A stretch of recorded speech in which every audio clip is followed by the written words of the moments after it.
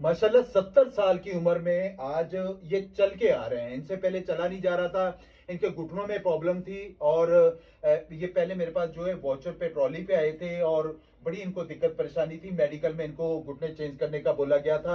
अब चल के दिखाइएगा, जरा थोड़ा सा चल के दिखाइएगा। अब माशाल्लाह खिसक के चल रहे हैं, लेकिन अल्हम्दुलिल्लाह मैं इनको बोला है कि आप चलेंगे भी। 2 से 3 महीने इन्होंने इलाज करवाया, अल्हम्दुलिल्लाह काफी हद तक बेहतरी है। मैंने कहा 1-2 महीने और खाएं। और इस वीडियोस के अंदर जो मैं रेमेडी बताने वाला हूं, आप इसको घर पे बना के इस्तेमाल करें।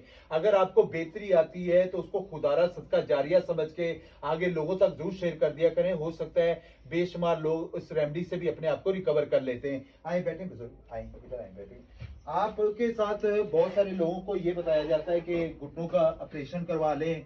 ऑपरेशन करवाने के बाद भी बेचारों को या तो ना तो वो सीढ़ियां चढ़ सकते हैं, ना उनसे चलना फिरना होता है, ना वो उनको कहा जाता है कि इसमें कार्डिस का मसला आ गया है। बहुत सारे लोग अफोर्डेबल नहीं होते हैं क्योंकि 32-32 लाख रुपया घुटने के ऑपरेशन का किया जाता है, उसके बावजूद भी बेहतरी नहीं आती है।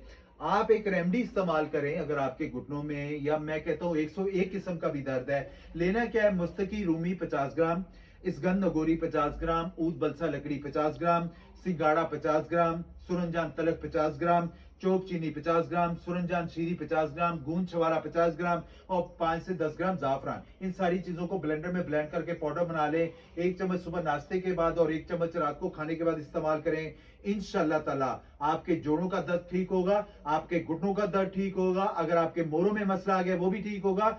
ऑपरेशन की तरफ नहीं जाना आप लोगों ने, पहले आप इस रेमेडी को इस्तेमाल करें। इन्होंने तो प्रॉपर्ली अपना इलाज करवाया, आप पहले इस रेमेडी को इस्तेमाल करें। अगर बेहतरी आती ठीक है, वरना आप अपने भाई से मशवरा कर सकते हैं। बायो में मेरे नंबर दिए गए हैं। बाकी वीडियो अच्छा लगा करें तो प्लीज लाइक और शेयर जरूर करा करें। जज़ाकमुल्लाह।